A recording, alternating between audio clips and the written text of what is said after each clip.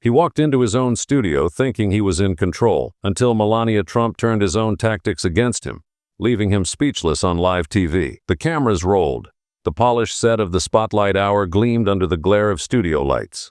The show had built a reputation for its no-holds-barred approach where tough questions weren't just expected, they were a spectacle. The audience, a mix of fans and skeptics, sat on the edge of their seats, waiting for the night's main event. At the center of it all sat Melania Trump. Dressed in an elegant, understated silk blouse and perfectly tailored trousers, she looked every bit as composed as she had during her time in the White House. Her posture was flawless, her expression neutral but unreadable. A woman who had spent years being analyzed, criticized, admired, and underestimated.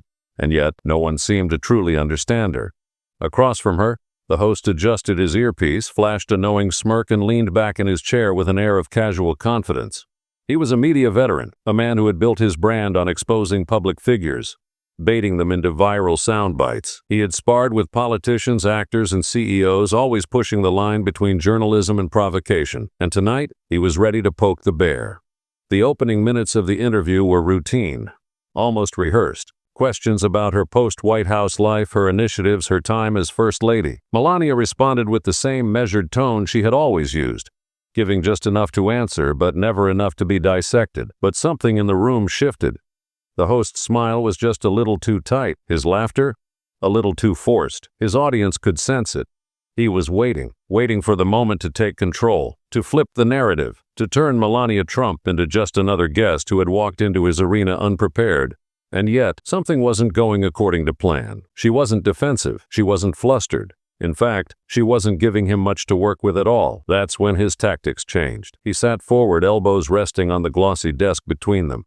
His expression sharpened. The charm faded, just slightly. And in its place came something far more familiar, condescension. Melania noticed it immediately. She had been here before. Different faces, different settings, same strategy. They came at her with polished arrogance, convinced they had already figured her out. They framed her as a passive observer in her own story, as if she had merely stood beside power rather than held her own within it. She had played this game before. The host smirked. He thought she didn't see what was coming, but she did. "So, Melania," he started, drawing out her name with deliberate ease. "Now that you've had some time away from Washington, what's life like? I imagine it must be nice to finally relax." A simple enough question on the surface. But the way he said it, like she had spent her years in the White House lounging around, left a bitter taste in the air. Melania didn't blink. She nodded slightly, choosing her words with precision. "I focus on my work, my initiatives, my family." Her accent, smooth and deliberate, made every syllable land exactly where she wanted it. The host gave a slow nod, pretending to consider her answer. Right. Be best, wasn't it?" He chuckled under his breath, just enough for the audience to hear. "That was your anti-bullying campaign." The audience caught the undertone, the subtle dismissal, that little thing. Melania's face remained unreadable. The host continued, shifting in his seat. "I have to ask, though," he said, tilting his head, "do you think it really made an impact? I mean, let's be honest. There were a lot of people who didn't quite get it." A few muffled chuckles rippled through the audience. The host's specialty was making statements sound like innocent observations, even when they carried sharp edges. He wasn't outright insulting her, but he was daring her to take offense. Melania exhaled softly. She had dealt with this before.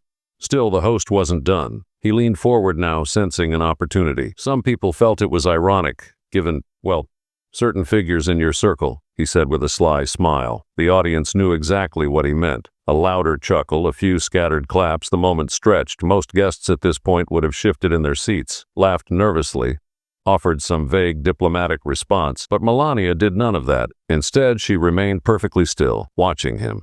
The host hesitated, just for a fraction of a second, and then it came. "I mean, let's be real, Melania," he said, tapping his pen against the desk. "You were First Lady, but you weren't exactly out there, were you?" The audience chuckled again, louder this time. The words were meant to sound like a joke, but they weren't. They were calculated, carefully chosen to frame her as decorative, to diminish her. Melania's fingers twitched slightly against her lap, not in discomfort, in calculation, because she knew exactly what she was about to do. And the host? He had no idea what was coming. The audience was still chuckling when the host went in for the kill. "You know," he said, "I think a lot of people just didn't quite see you. You weren't as, how do I put this, present as some of the other First Ladies." The implication hung heavy in the air. Melania remained still, her breathing steady, her expression neutral. But behind those sharp blue eyes, something shifted. The host saw her silence as hesitation.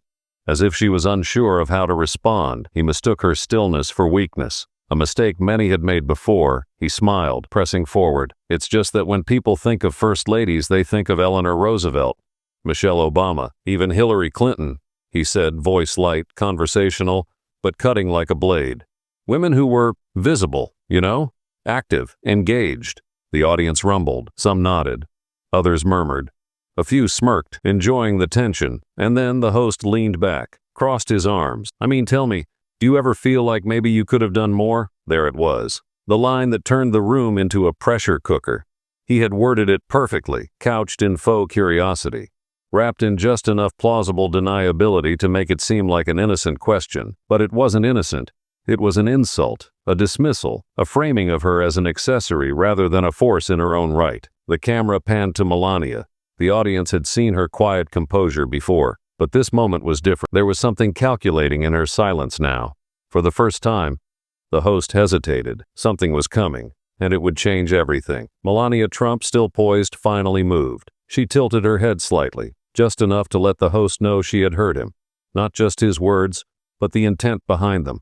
And then, with the kind of measured control that only comes from years of being under scrutiny, she spoke. "Let me ask you something," she said. "You say people didn't see me. But tell me, what is it that you think you saw?"